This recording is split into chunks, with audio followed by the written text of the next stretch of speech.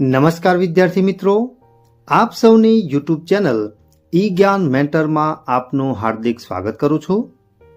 મિત્રો, આજે આપણે ધોરણ 8 અંગ્રેજી વિષયના સેમેસ્ટર 2ના unit 2 you love English don't યુની એક્ટિવિટી 11 વિશે આજે આપણે ચર્ચા કરવાના છીએ. વિડીયો શરૂ કરતા પહેલા જો તમે ચેનલ પર નવા હો તો ચેનલને સબસ્ક્રાઇબ કરજો અને બાજુમાં રહેલ બેલ આઇકનને પ્રેસ કરજો કે જેથી કરીને મારા નવા આવનારા વિડીયોનું નોટિફિકેશન આપના સુધી પહોંચતું રહે. તો જોઈએ મિત્રો આજનો વિડીયો.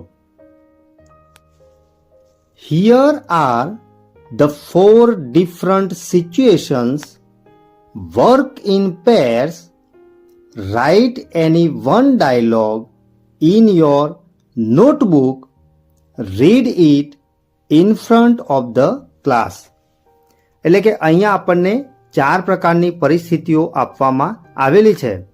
તમારે જોડીમાં કામ કરવાનું છે અને આ 4માંથી કોઈ પણ એક ડાયલોગ વિશે તમારે તમારી નોટબુકમાં લખવાનું છે અને ત્યાર પછી તમારા વર્ગખંડમાં આ જે ડાયલોગ તમે લખો છો એનું તમારે વાંચન કરવાનું છે. તો અહીંયા પહેલો ડાયલોગ આપેલો છે, એ dialogue between Vandevi and the babul tree in the beginning. એટલે કે શરૂઆતમાં વનદેવી અને બબુલ ટ્રી વચ્ચે જે સંવાદ થયો એ લખવાનો છે.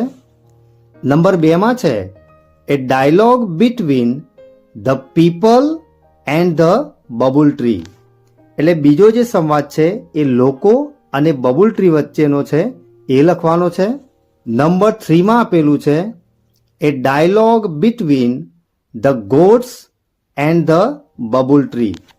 એટલે કે જે ત્રીજા નંબરનો જે ડાયલોગ છે એ છે બકરીઓ અને બબુલ ટ્રી વચ્ચેનો. અને છેલ્લો ડાયલોગ છે, એ dialogue between Vandevi and the babul tree in the end. એટલે કે વનદેવી અને બબુલ ટ્રી વચ્ચેનો જે સૌથી છેલ્લો જે સંવાદ છે એના વિશે લખવાનું છે. તો વિદ્યાર્થી મિત્રો, આ 4 ડાયલોગમાંથી તમારે કોઈ પણ એક ડાયલોગ વિશે લખવાનું છે અને તમારા ક્લાસરૂમમાં એને તમારે પ્રેઝન્ટ કરવાનું છે.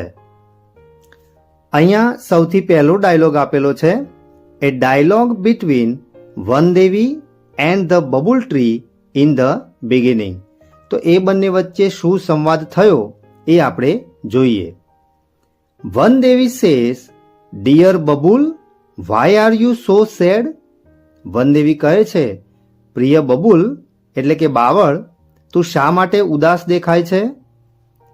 Babul says, I don't like my tiny leaves and long white thorns. Babul કહે છે કે મને મારા જે આ નાના જે પાંદડા અને જે મોટા જે વ્હાઇટ કાંટાઓ છે એ મને ગમતા નથી. Vandevi says, I think you have excellent leave and thorn to protect yourself. Vandevi સમજાવે છે કે મને એવું લાગે છે કે આ જે તારા જે પાંદડા અને કાંટાઓ છે એ ખરેખર ખૂબ જ ઉત્કૃષ્ટ છે જે તારું રક્ષણ પણ કરે છે. Babul says, but I want to B good looking. એટલે કે બબુલ એવું કહે છે, બાવળનું ઝાડ, કે મારે સુંદર દેખાવું છે. Please remove my thorns and bless me with golden leaves. એટલે કે મહેરબાની કરી અને મારા જે કાંટા છે એને દૂર કરો અને મને સોનેરી જે પાંદડા છે એનાથી મને આશીર્વાદ આપો. એટલે કે મારા જે પાંદડા છે એ કેવા થઈ જાય? ગોલ્ડન એટલે કે સોનેરી રંગના. તો વિદ્યાર્થી મિત્રો, આ હતો વનદેવી અને બબુલ ટ્રી વચ્ચેનો શરૂઆતનો સંવાદ. નંબર 2માં આપેલું છે, એ dialogue between the people and the babul tree. એટલે કે લોકો અને બાવળ વચ્ચેનો જે સંવાદ છે એ કેવો થયો એ આપણે જોઈએ. People says, look at this wonderful tree, it has golden leaves, let's us pluck them. લોકોએ કહ્યું કે જુઓ પેલું ઝાડ કેટલું સુંદર છે, અદ્ભુત છે, એના ઉપર સોનેરી જે પાંદડાઓ છે એ આવેલા છે, તો આપણે એને ચૂંટી લઈએ.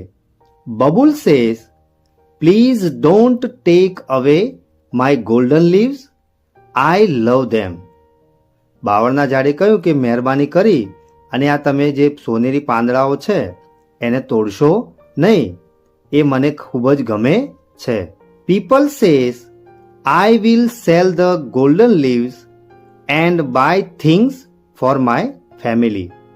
એટલે જે લોકો હતા એમાંનો એક માણસ એવું કહે છે કે આ જે સોનેરી જે પાંદડા છે એને હું વેચી દઈશ અને મારા પરિવાર માટે કેટલીક વસ્તુઓને ખરીદ કરીશ.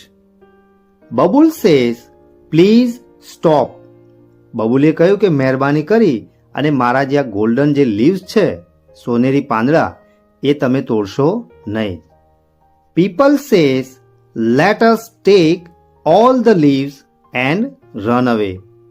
લોકો કહે છે કે ચાલો આ બધા જ પાંદડા આપણે ચૂંટી લઈએ અને અહીંયાથી ભાગી જઈએ. નંબર 3માં જે ડાયલોગ આપેલો છે એ છે એ dialogue between the goats and the babul tree. એટલે કે બકરીઓ અને બાવળ વચ્ચેનો જે સંવાદ છે એ અહીંયા આપણે લખવાનો છે. Goats says, we are very hungry, look at the soft green leaves of this tree. બકરીઓ આવી રહી હોય છે ત્યારે એ જોઈને કહે છે અમને ખૂબ જ ભૂખ લાગી છે. તો અહીંયા સામે જે આપણને ઝાડ દેખાય છે એના ઉપર સરસ મજાના નરમ અને કૂણા લીલા કલરના પાંદડાઓ છે. બબુલ સેઝ, ઓ નો. એટલે બાવળ તરત જ કહે છે કે અરે ના ના ના. Goats says, the leaves are very tender and tasty. એટલે પેલા બકરીઓ કહે છે કે આ જે પાંદડા છે સ્વાદમાં કેવા છે, એકદમ ટેસ્ટી છે. Babul says, oh ouch ouch, stop, please don't eat my leaves. બકરીઓ જ્યારે આ બાવળના જે પાંદડા ખાવા જાય છે તો એને ખૂબ જ દર્દ થાય છે અને એ રોકે છે કે મહેરબાની કરીને તમે મારા પાંદડા ખાઓ નહીં. Goats says, but we are hungry, we will eat up all the leaves. બકરીઓ કહે છે કે અમને ખૂબ જ ભૂખ લાગી છે એટલે અમે બધા જ જે પાંદડાઓ છે અમે ખાઈ જઈશું. Babul says, please listen to me, don't eat my leaves. બાવળનું ઝાડ કહે છે કે મહેરબાની કરી અને તમે મને સાંભળો અને તમે મારા જે પાંદડા છે એ ખાશો નહીં. Goats says, no, we are happy. એટલે બકરીઓ એને ના પાડે છે કે ના ના ના, અમે તો આ ખાઈ અને અમે ખૂબ જ ખુશ છીએ. ત્યાર પછીનો છેલ્લો જે સંવાદ છે એ આપણે જોઈએ. નંબર 4માં આપેલું છે એ dialogue between Vandevi and the babul tree in the and.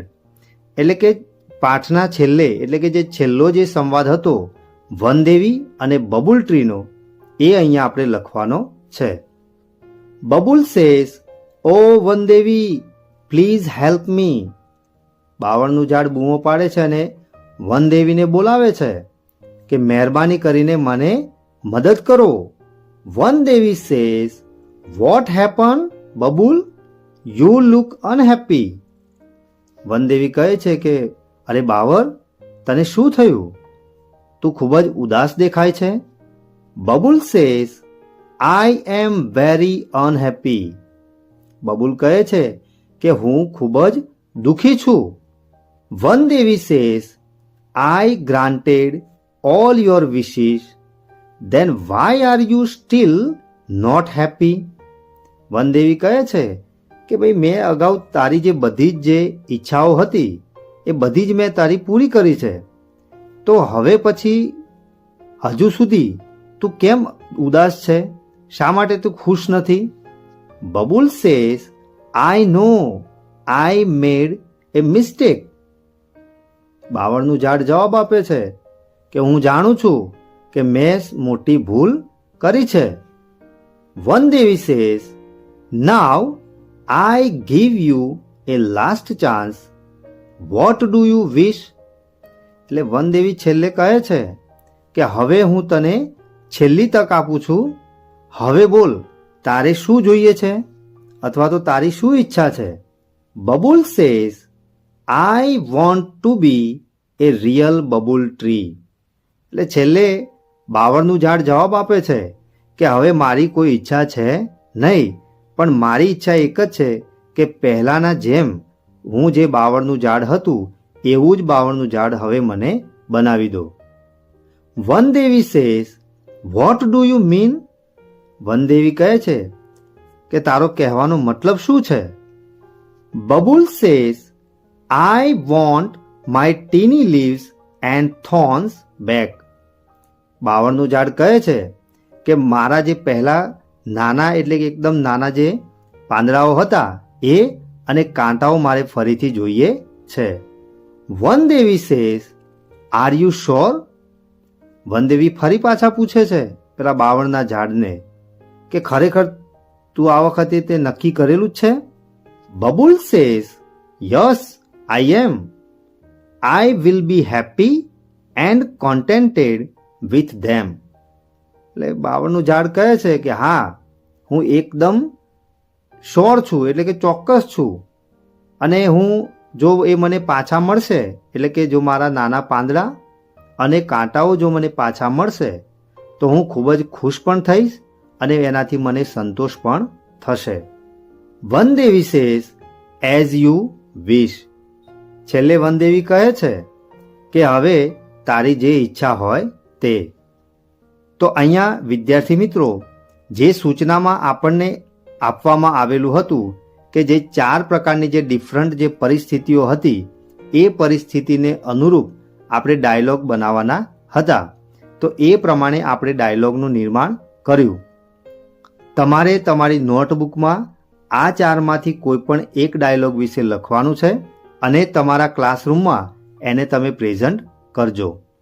તો વિદ્યાર્થી મિત્રો, આજે ચલાવેલ એક્ટિવિટી 11માં તમને મજા આવીને?